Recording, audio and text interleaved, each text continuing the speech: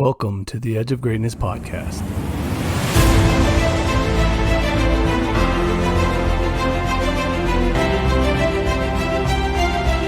The path to greatness is never linear and requires patience and consistency. Join us on our journey as we peel back the layers of success, searching for that elusive core. Each week we will explore a different component of greatness, utilizing experts who have traveled some part of the path that we are all on. We aim to uncover insights into the areas of leadership, coaching, performance, overcoming failure, the power of habits, and so much more. We are all on the edge of greatness.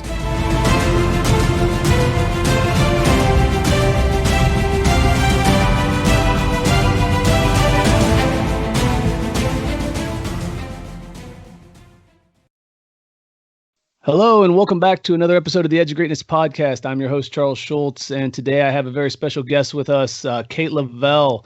She is an author of 4 books and a former lacrosse player, as well as a high school college coach, and formerly with the USA lacrosse team as a national trainer, which is pretty awesome. And now she's a member of John Gordon's team, creating content, co-writing books, and working towards some, I'm sure, some future speaking events as well. Going forward. So thank you, Kate, for joining us. It's a pleasure to have you on. Hey, absolutely. Thank you so much for having me on. Yeah, I'm excited here. So I actually picked up your book the other day. I don't remember how it popped up onto my feed, but I was on Twitter, and I think it was probably from something that was retweeted by John Gordon.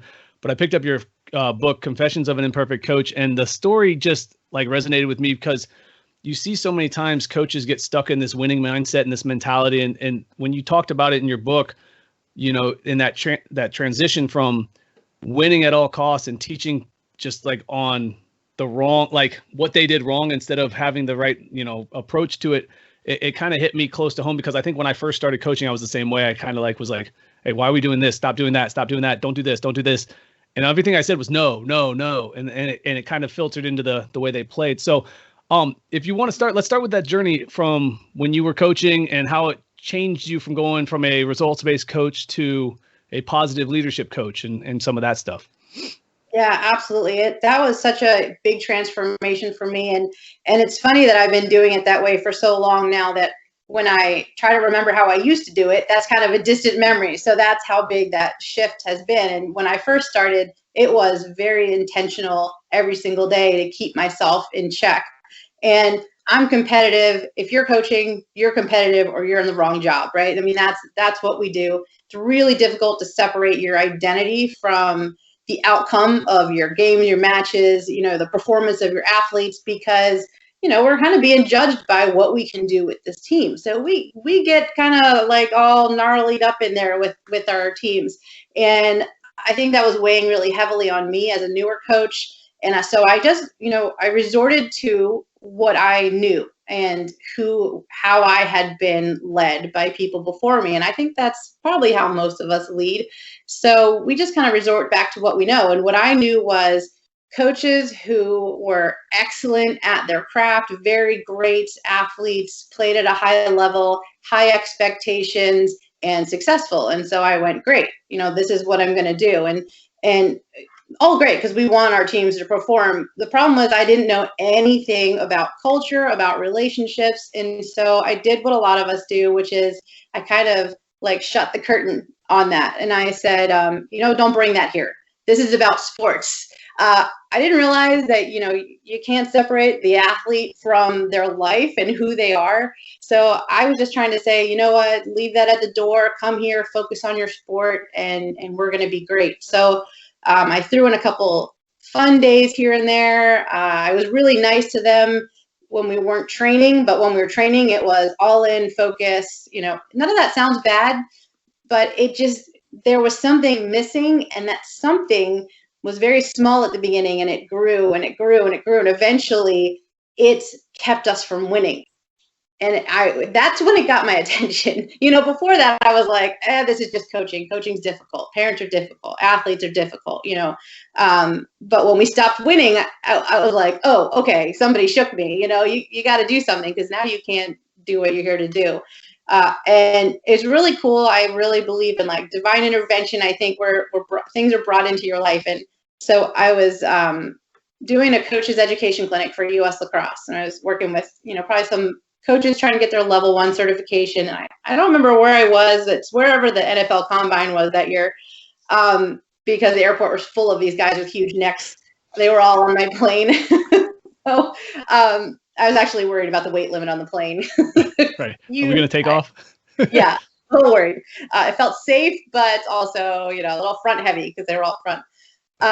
So I'm walking through the airport and this guy stops me, and I had on my USA lacrosse jacket. And so he's like, oh, hey, I used to play lacrosse and I know some people from Team USA. And I was like, yeah, I don't really work with the team. So you probably know him better than I do. But he said, yeah, well, I've written some books and my name's John Gordon, and no idea who this guy is. Okay. No clue. So I'm like, oh, that's really cool. Maybe I can help you out. I'm thinking he's like a new author. And so he says, no, I'm going to send you a couple of my books. And I was like, okay, great. Turns out he's actually on my plane. So it was like the Atlanta Falcons coaches and all these players. So they're on my plane. And I got home and I looked him up and I was like, oh, all right. So this guy's been, he's been writing books for a little while. This was back in 2014. So anyway, when I emailed him when I got home, and it's, it's info@John Gordon. So I'm thinking this is going nowhere. I'm not going to hear back from this guy. Well, it was like 3 minutes later, I got a response, and he's like, hey, great. What's your address? I'm going to send you the books. And 2 days later, I get a box of books all signed, for me to read. And I was like, this is incredible. Don't do that. He's not going to send everybody books. Right. There's like, but yeah, it was amazing. 1,000 emails.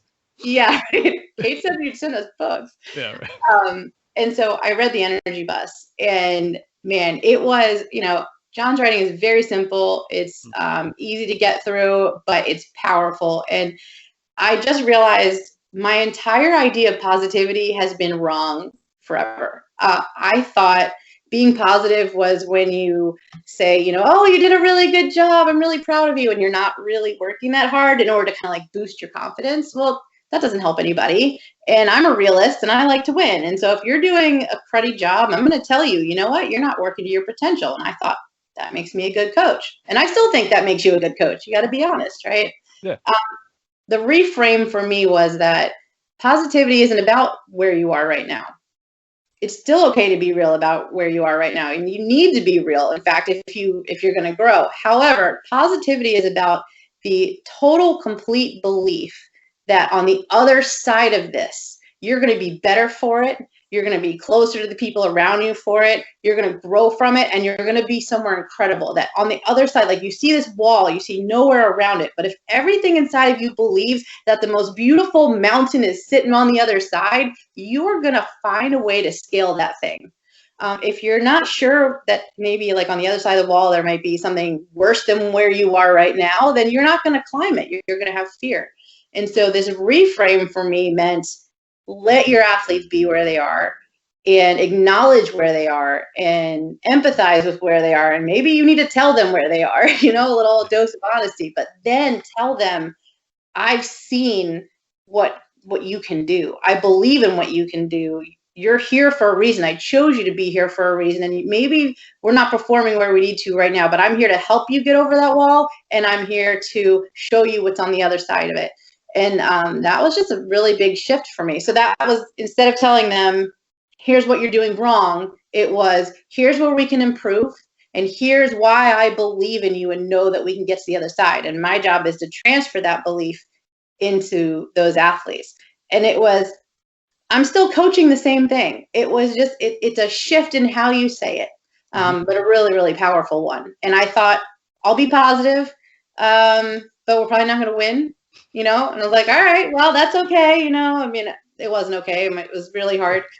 And of course we end up, crushing it. Like it actually ends up making the entire team come together instead of those 5 people that carry everybody all the time. It was like everybody wanted it.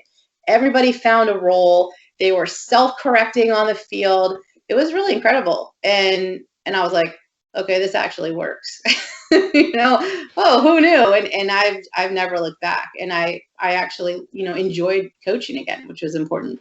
Yeah, no, absolutely. I think a lot of times it gets really hard when you're not winning and you're not getting the message across, and it seems like nobody wants to be there or they're not listening, and you're like, what am I doing wrong? I feel like I'm giving them all the answers, but nothing seems to be happening. And Yeah. Well, have you ever had this feeling? And you probably have, because I feel like most coaches have, but I was having this all the time that I wanted it more than they did.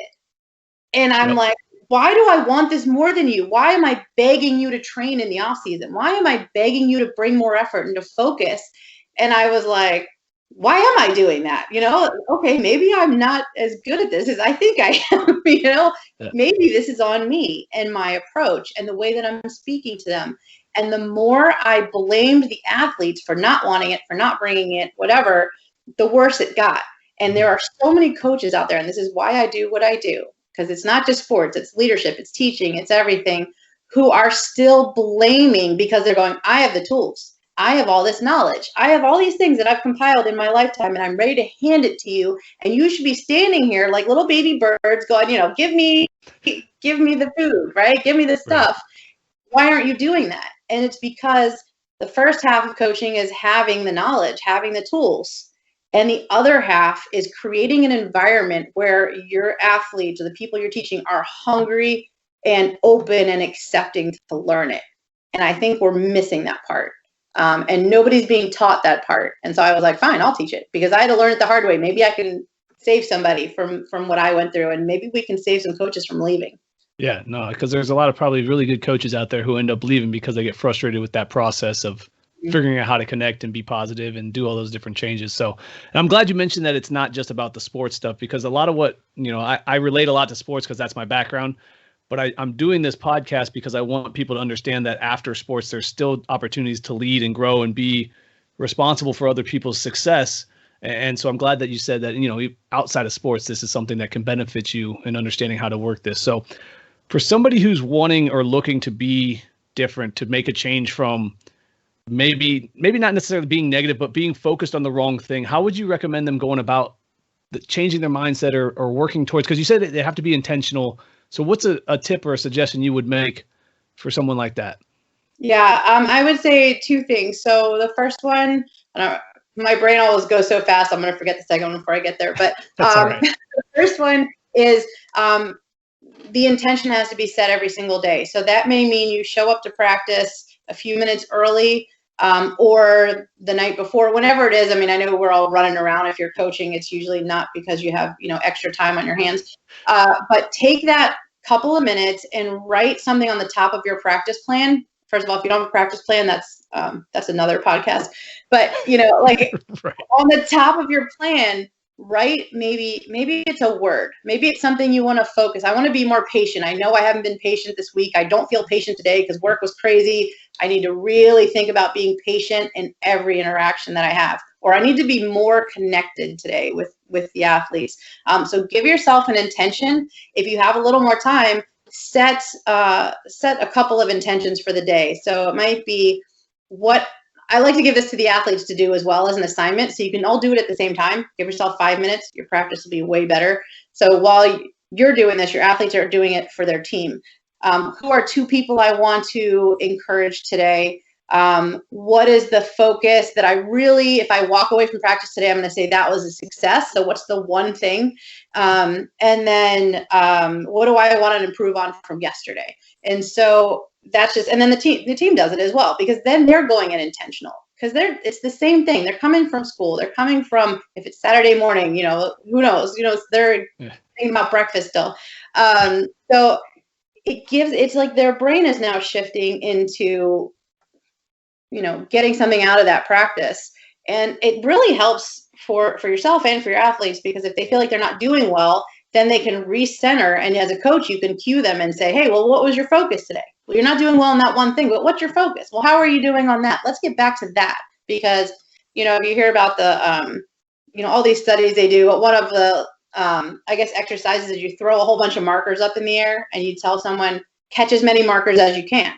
And what happens usually is they can't catch any of them because they're trying to grab all of them. And if you say catch the red marker, they almost always will catch it because they have one thing to focus on.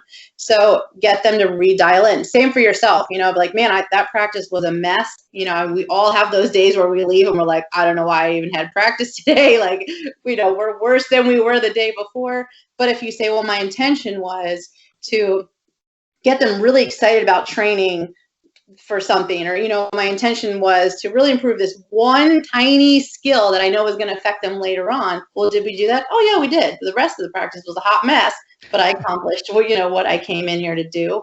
And that kind of keeps you from getting that constant down of, I didn't fix everything today. Because that's what we want to do, right? Like run the drill until it's right. Yes. It's not gonna happen in one day. No. So that's one. So be really intentional. And then I remember, I told you I was gonna forget what the second one was. Be intentional with what you're gonna do at practice. And then I'll just pick another thing. Let's see. I think remind yourself of your purpose and your why all the time. I think that's really important. And we do get away from that because for me, it was two things would come up and they would conflict. And one would be, I really need everybody to be at every single practice, because if you're not here, you don't know what's going on. You're going to be behind. And then when I add you in, even if you learn it, the dynamic is now off because you missed. It's not like I could possibly go over every single correction we did on that practice day. I mean, it's a struggle. But let's say we're dealing with high school kids. Let's say we're dealing with middle school kids, and their aunt's funeral is happening, or they have a band concert. You really can't tell these kids, I'm sorry, you can't go to your band concert. Like, you just can't. You want to. Believe me, you want to. But you can't. Like I had one where it was like, well, it's my grandfather's 80th birthday. And I'm like, okay. I'll be 81 next year. It's fine. Oh, okay. Yeah. So I had to retrain myself to say, what is my job? My job is to get the best out of these kids, this group, with what I have. And sometimes that meant we didn't have a field. And sometimes that meant, weather-wise, and sometimes it meant we barely had any practices. My job isn't to get them to a certain level no matter what. It's to get them to the best place they can be with what we have. And so that reframed it. It took a little bit of pressure off of me, because it was like, well, this is the best we can do with what we have. And we did that. And that's great. It was successful. So if someone can't make it to practice, I had to turn around and say, okay, well, who's here? Great. I'm going to train you guys up really, really well, and we're going to do the best we can. And that made me a little more pleasant at practice, and, kind of took me off of, I want to punish everybody because nobody's showing up. I also handed it to the players with, okay, what do you guys want to get out of the season? What's the most important thing? And we would talk about it all the time, talk about what our most important thing was. And, okay, well, how do you think we can get there? And, what's really important that we accomplish to get there? And they'd say things like, well, we need to be at practice. We need to run more. It's great when they tell you they need to run more, because, like, oh, all right, now you're all in. Remember when you guys told me you wanted to run more? You're welcome, right? I'm giving you a gift. That moment. It's giving you what you wanted. Yeah. So when they're all in, it's really incredible how they self-correct. So you realize that when someone says, I can't come to practice, they're not trying to get out of it because they really, really want to be there. They're only not coming if they absolutely can't make it. When it turns on the other side, something about kids, right? If you tell them you have to be here or else, every day they're like, how can I get out of practice? But when they're given it as a, this is what you wanted, I'm helping you, I'm training you. And I didn't have that issue anymore. I knew if someone told me they couldn't make it, that they legitimately had something, because, man, if there was any possible way for them to make it, they were going to be there because they loved coming to practice. And that was a big shift too. They weren't dreading it. I wasn't threatening them after a game. Hey, your next practice, your guys are going to run like crazy. Like, you're going to be miserable. I hear coaches say that all the time. And I'm like, well, good luck having anyone show up to that one. Look, everyone has doctor's appointments on Monday. That's so weird, right? Nobody's coming. If they know they're going to come and they're going to really enjoy practice, that still means train hard. Like, don't get me wrong. Mm-hmm. It's fun, but it is work. But work can be fun if it's pleasant, and if they know it's for their own good, and if they know you believe in them and you can't wait to see what they can do. They want to come because they can't wait to see what they can do either. It's just a different atmosphere. Right. No, I like that. And I like that you said it can be fun, but it doesn't have to be easy. Because I think that was one of the things that resonated when I was reading through your story, was that in your mind, you're like, positive, great, rah, rah, you're awesome. I know that you didn't do that well, but so what? But it doesn't have to be positive leadership doesn't have to be soft leadership. And I think that was one of the big takeaways for me personally, because you always feel like, how do I walk that line between pushing them hard enough and then being a mentor and a friend and somebody that they can confide in as well. So, yeah. I think the way that we say things is so important. That was the biggest shift for me. It was really the way. And so I don't know, what city are you in? I'm in Columbus, Ohio. Okay, you're in Ohio. All right. Well, then you will understand this. So, I moved out to Minnesota, and everybody used to call me East Coast because we're very direct. Okay. I mean, the shortest place to your destination is a straight line. It's not running around the bush, right? Like, so I'm going to tell you, I just don't have time. I don't have time. Like, I just want to get this done. So I was very direct. I was very honest. I don't think I was mean. I was never a coach that would yell at them or would say nasty things to them, or, you're lazy, or I never said anything like that. But I would directly tell them, this isn't cutting it. Like, this isn't it. You're not doing it.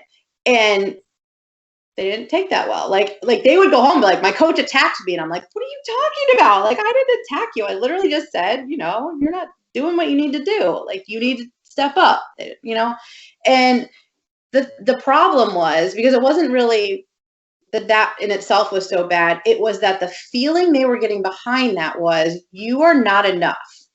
It was a personal attack.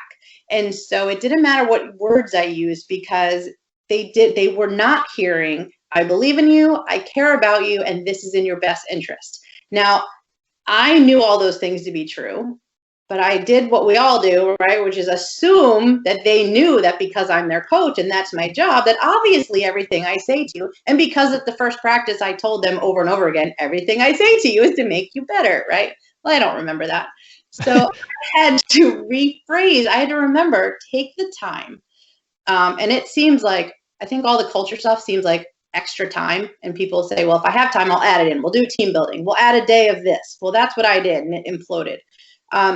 If you take an extra minute or two and rephrase, and be careful of how you say it and when you say it and all those things, then you will save yourself days, I don't even know how long, of fire drills, of parents in your office, of phone calls, of, what is wrong with you? Now I have to sit down and figure out why you're pouting because you've been upset for 3 weeks and we don't have the relationship where we can talk about it. So it's telling someone, either you don't even seem like you want to be here today. Like, what are you even doing? Like, that seems, it's true. They may need to hear it, but instead you tell them, man, I remember when I picked you for this team. I remember how you impressed me so much with your focus and your speed. And man, we're really hurting for that today. And I know you seem a little bit off your game. What can I do to help bring that back? Is there a way we can dial that in? Because we are better as a team when you bring that. I mean, the difference between those two is night and day. One of them is, my coach needs me right now. I need to dig deep and work hard for them, versus my coach thinks I'm terrible. So what's the point? Nothing I do is right. I keep trying and I just can't get it. So you have a split in the road, and you get to pick who's the athlete you want on the other side of this conversation, on this other side of this interaction. And when you look at your athlete, or you don't look at your athlete, whatever it is, you are creating an outcome, and you get to pick. You going left, you going right, and I guarantee you go right, you're going to be way happier with your team's performance on the other end. Yeah, it took a second. Yeah, you didn't get to vent, but you're going to feel better after the other conversation than you would have after the vent. Because after the vent, you really just feel terrible, Oh, yeah. Especially when their body language changes, and all of a sudden they're like even slower and less involved and less motivated. And you're like, well, that didn't work. Now, yeah, you're just frustrated, and it's not a guarantee like, oh, they're going to be a superstar after I have this conversation, but right. It's going to change the trajectory of where you're going. And in the long run, it's going to come back to you in a positive way, but it's also teaching them to talk to themselves that way. So if we think about the way that we speak to ourselves as an adult, it comes from the way we were spoken to as we were kids. And we absorbed that, right? So that becomes our self-talk. So if we had a negative person in our life, we have negative voices in our head, right? We'll have them anyway, but we'll have more. So these kids are going to hear the voice that we're giving them. I mean, that's a lot of responsibility when you realize that if I talk to them in a way that teaches belief, then when they leave here, they will learn to talk to themselves in a way that teaches belief and to self-motivate. And if I don't, I'm teaching them the opposite. And I don't know if enough coaches really absorb that. And that was a wake-up call for me. Yeah, I think that's very true. I think a lot of coaches struggle with the relationship side of coaching. And I think that's a big part of what you're saying, is that when you care enough about the kid that you worry about how your words impact them, I think you take a second to then, instead of just lashing out, you're like, all right, I've seen you play at this level. Where is that person? What's going on? Is something happening at school, or is something happening at home? How can I help you today? And it's more about how can I help you than why aren't you doing what I'm asking? Because now you're not helping me. And so I think that's a big piece of serving them instead of them serving you. Like, you're trying to help them along instead of the other way around. Well, and how many times do you ask an athlete, I don't know if this is as true for guys because I don't coach boys as much, but is everything okay? Like, you seem upset, something seems like it's going on, whatever, or you have a difficult conversation with them and you say, do you understand? Are you okay with this? Like, oh yeah, I'm fine. And then you get a phone call from their parents that they came home really upset and that you attacked them, and you're like, I literally asked them if they were okay and they said they were fine, right? Right. It's a relationship thing. So they don't feel like they can be honest with you and they can be open with you. So they're going to tell you they're fine. Well, they do feel like they can be honest and open with their parents or, their teammates. And so they are going to go and they're going to say what they needed to say to somebody else. And that all spreads, and then you tell the parents, don't call me, don't talk to me, about playing time. That was one of the first rules I got rid of. And I know that makes people cringy. But as someone who had, some of my kids, I had my two boys who are now in college, but they didn't communicate well with their coach and they didn't always understand what their coach was telling them. So they'd be upset about, I'm not playing, but I asked my coach and my coach just kept telling me, keep doing what you're doing. He's like, it's not working. I don't know what to do. So I'm on one hand watching my kid miserable and he's doing everything he needs to do. He's trying to ask. And I've been told, don't call the coach. Don't call the coach about playing time. So as a parent, I am now powerless to help with the life lesson, to help them understand, to say, hey, let's go in the backyard and work on your throwing or whatever it is. So I don't want to put parents in that situation. I think that as a parent, it's really difficult to be on that side and just watch something unfold and not understand, or to misunderstand something that I'm told from my kid and not be able to address it. So I have an open door policy, and I started this after I kind of changed the way I was coaching. And so I did warn them, look, I'm not going to necessarily give you the answer you want. I'm not going to talk about somebody else's kid or compare your kid to somebody else's kid. However, if you would like an explanation of what I'm doing, I will always give that to you. And by always, I mean at the appropriate time, not right after the game, when you hop in bed, that's not good. But I want parents to be in on what I'm doing, because there's always a reason behind what I do. One, it also keeps me accountable. I'm not going to react on emotion. If I know I may have to explain myself later on, like, what is my purpose? But you think about, okay, kid's not happy about playing time. Wouldn't you want the parent to be involved in helping the kid get better rather than having just a bunch of people angry? And now guess what? Now they're forming angry parent army in the stands, and that, believe me, they'll come for you. So if I have a parent, I've had some of my best relationships with parents have come from something they were really upset about, and they would call me and we'd talk.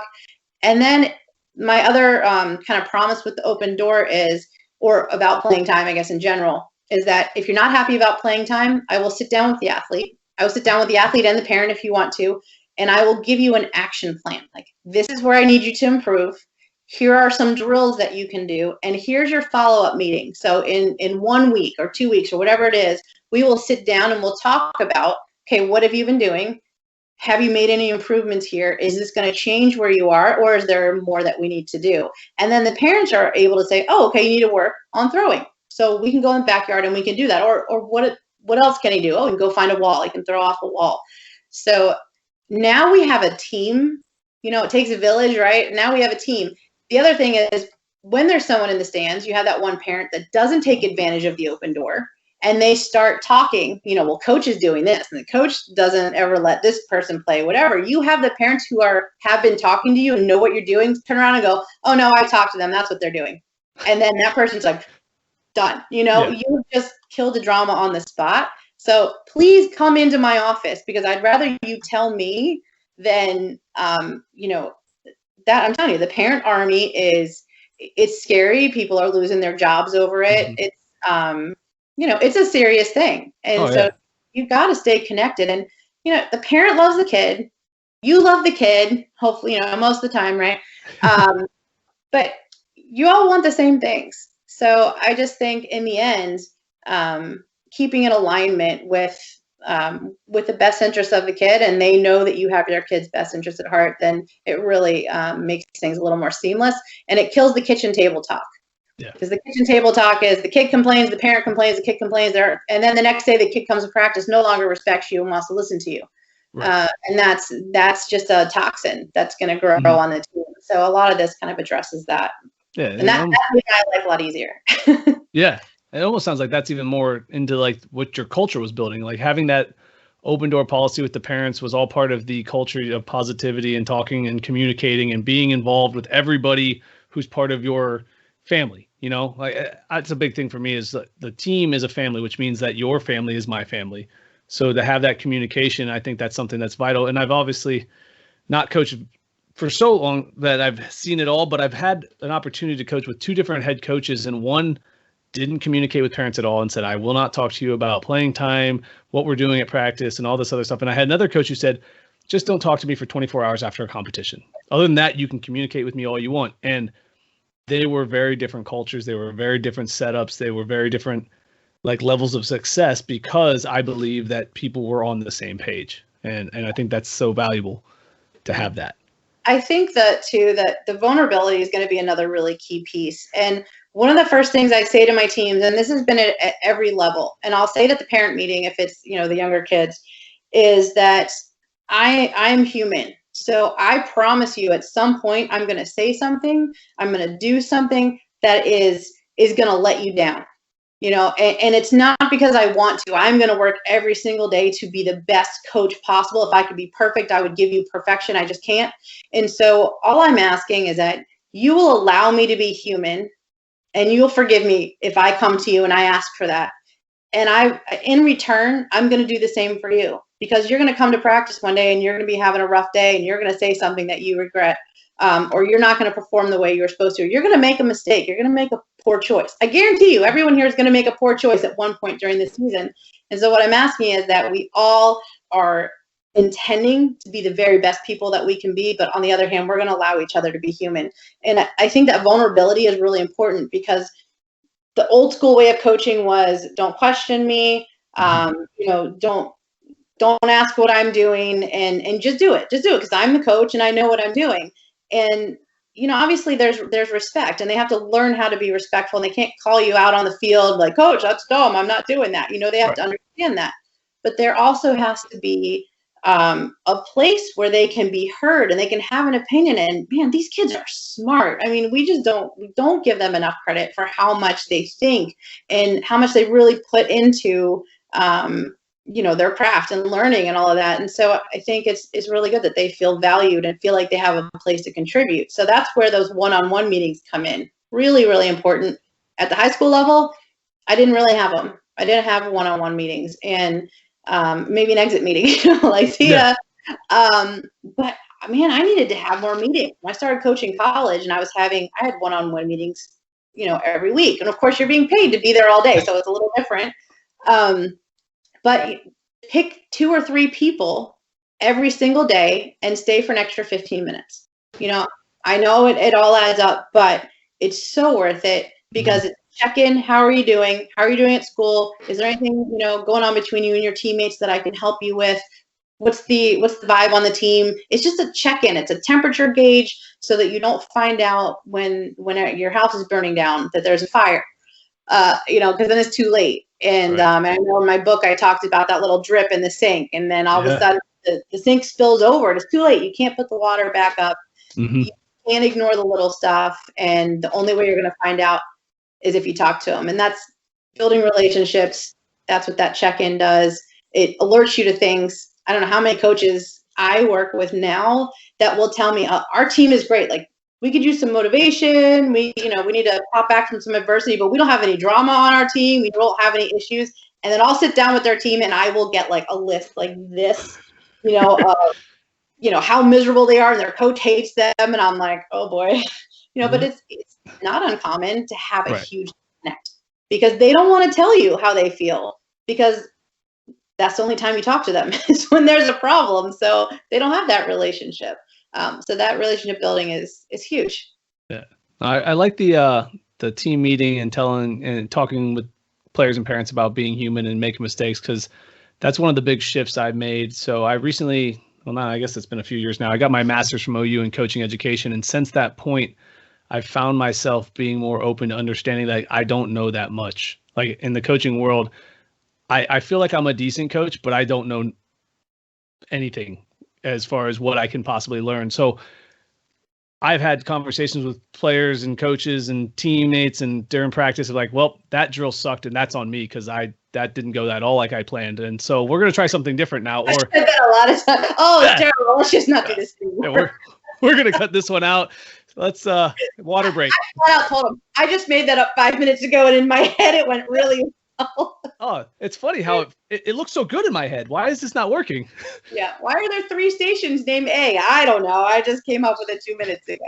Right. I tell them practice, guys. During practice, I never sub because I forget. I literally forget you're standing here. So at practice, you have to sub yourselves. In games, I'm on it, but I'm like, this is my flaw. Here you go. And so they're like, Coach, I've been standing here for 20 minutes. I'm like, what did I tell you? And they're like, oh, that's right. Yeah, you're terrible at that. I'm like, yeah, I'm terrible at that. So I think just telling them up front that this, I'm going to make mistakes. I had a player come talk to me after a game and say, and this was a big deal. It was a playoff game, and I don't remember all the circumstances, but they just said, Coach, you took me out, and then you never put me back in. And it was a really close game, and I was, caught up. And this isn't football. I was coaching lacrosse. I don't have 3 other coaches on the sideline handing my subbing. So I'm looking at strategy. I'm looking at the other team. I'm looking at the refs. I'm looking at the players. And sometimes things fall through the cracks. And so I didn't put this player back in who normally would have been in. And I just had to look at them and say, you know what? I just messed up. Like, you're right. I should have put you back in. And if I had been thinking clearly, then that's what would have happened. And I can't give that back to you. And I'm really sorry, and I feel really bad about that, but you're right, and that's really hard. It's really hard to do because I could have made up a reason. I could have, bought myself something that would smooth it over, because I'm opening myself up for, that parent being really angry that I messed up, the player thinking, I'm a terrible person. And I was like, I got to own this one. And I think that's really important as a coach, that we just sometimes have to tell them, you know what, I'm really sorry that I did that. If you've ever had an instance with a coach that you still remember today, and I do, I have some that I still remember, and I think, man, I wish my coach had just told me they messed up, or they had, because I carried that. You really want to do right by your coach. You want to show them what you can do, and when they don't acknowledge that, it's hard. So that relationship is powerful, long into your life later on. Oh, I'm sure. Yeah. And I'm sure that conversation you had really carried a lot of power behind it, because they probably felt more included in what the team was doing in a moment where they probably felt like they were not a part of the team because they weren't getting back in. So like, I think that's a huge piece of that for sure. Yeah. So what I want to do now is that I want to give a little time here. You got a new book coming out that you co-wrote with John Gordon. It's going to be called Stick Together, right? Yep. Okay. I want to give you a chance to kind of talk a little bit about kind of what's going on with that. What's the plans? It's coming out, I believe I saw March 30th. Yep. March 30th. Okay. Yeah. So yeah, let's, you get the floor here to talk about the new upcoming book here.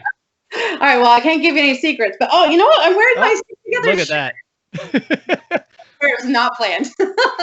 But yeah, so John and I wrote this book, and it's a short book. It's a fable, and it's it's going to be so great for teams. It's just kind of reinforcing even just the idea that if you even have the best players or the best people on your team, that doesn't guarantee success. There is so much to it that you have to bring your team together. And so with Stick Together, it's just those principles that help people create an actual team, so that you don't have, I don't know if you've heard of the 5 fingers versus a fist, which is, my team always love this. I guess because it's weird. Those give them weird stuff, so they always remember it. But if you poke somebody with your finger, like, it's just kind of annoying. But if you put your fingers together, you have a fist, and you punch them out, they're going to remember you. I'm not inciting violence. The idea is that you're more powerful, when you come together. And so even if you have the best individual players in the world, you gotta come together as a team. So that's what the story is going to be about when you follow that. And March 30th, you can actually pre-order it. So it is on Amazon right now. So you can pre-order it. You'll probably get it on the 30th, which is cool. Yeah. So that's really cool. And, I've been working with John since, for a long time. I met him in 2014, and now I'm his VP of Leadership Development, which sounds awesome. Super fancy. Yeah. And I get to help create workshops and deliver those to all sorts of teams, working with businesses, corporations, high school, college. I built a 4-year leadership development, I guess it's kind of like an academy for Denver University. So all of their student athletes are going to go through this program, and they start as a freshman, and then they tier up all the way to their senior year, where they do their capstone, and then they have a certificate that shows they had 4 years of leadership training, which is, going to give you a huge boost over everybody. Yeah. All of their student athletes get access to it. So it's really cool. That's awesome. Yeah. So those are some of the things I'm kind of working on. And then I had a kids book that came out yesterday. So that was the Red Feather Club. So it's only on Kindle right now, but eventually will be in a print version. But yeah, definitely can go on Amazon and grab that. That's for kids. I put 5 to 12-year-olds on there, but everybody likes a good kids book. So right, just like I like my cartoon movies, but don't tell anyone. No, I know. Oh, you have kids. Oh yeah, that's a bigger problem now, that they're all in all the time. I love it. So I'll make sure I put the links to the book and the new stuff you got going on in my show notes, so that way they can have access to it pretty easily. If anybody wants to connect with you or communicate with you, what was some of the stuff that you put out there as far as where you want to share, either Twitter, Instagram, Facebook, whatever's popular for you? Yeah. Cool. So you can find me on Twitter, and it's just at Kate Leavell, so that's pretty easy. You can go on my Instagram. That one's at Coach Leavell, although I will warn you, I'm training for a fitness competition in May, so you're going to get a lot of that. It's kind of popping up. But the other thing I do want to throw out there is, John and I really are passionate about bringing up leaders of the next generation. And I mentioned earlier how people are kind of thrown to the fire with leadership. We do what was done to us. And so we wanted to provide something for teens that can help them with leadership. So we actually we've done 3 so far. Our next one is on, I think, January 17th, and then there'll be a couple more. So this is Power Positive Leadership for Teens. So same principles we give to professional sports teams, college teams, CEOs, whatever. It's been broken down for teens. It's really fun. It's 2 hours. It's virtual. And at the end, they get a kind of a certificate. So when you're applying to colleges and, jobs and stuff like that, you can say, hey, I've had some actual leadership training, which nobody gets. Right. So it's awesome. It's not super expensive. And if you really can't afford it, we do have a scholarship option. You just have to write a little bit on why you think positive leadership matters. And awesome. So it's pretty cool. It's been selling out every single time, but okay. I think this next one still has some spots, and just take a look at it. But it's powerpositiveleadership.com/teens. Okay. Yeah, I'll make sure I get all that in the show notes for some people. And then when I share it, I'll have it linked into that as well, because I want people to be able to connect with some of the stuff that you guys are doing. I'm a big fan of what John Gordon's doing with the books. I have actually up on my bookshelf right now, The Energy Bus and Training Camp is right there. I have a couple others that I've been reading off to the Audible and things like that. So yeah, I love what you guys are doing. I think it's really making a difference in the next generation of coaches, like you're saying, in the leadership. And I think that shift is crucial to the long-term success of the athletes while they're playing and then after. I mean, I think that's the big thing, is that you have this positive leadership. And like you said, we carry what we're taught forward. And I know that that's going to make an impact on a lot of people going forward. So thank you so much for taking time away from your busy schedule. I know with the things going on in your life right now, you got a lot happening. So I appreciate you taking time to jump on with me. It means a lot. So thank you so much. Awesome. And I appreciate it. Oh, yeah, I love this. It's great. Awesome. Well, I'll let you know when it gets ready to launch, and we'll keep in touch from there. As always, guys, keep reaching for the stars, fall flat on your face. But remember, whenever we fall, always get up. Thank you for joining us today on the Edge of Greatness podcast. We hope you enjoyed today's episode, and join us again next time as we continue to dig deeper into the key components of greatness. The path to greatness is never linear, so remember to keep pursuing greatness no matter what. Keep stretching your abilities, reach for the stars, and fall flat on your face. But no matter what happens, remember, whenever we fall, always get up. Until next time, I'm Charles Schultz, and this was the Edge of Greatness podcast. Thank you for listening to today's episode. Please take a moment now to subscribe, rate, and review our show. We are all on the edge of greatness.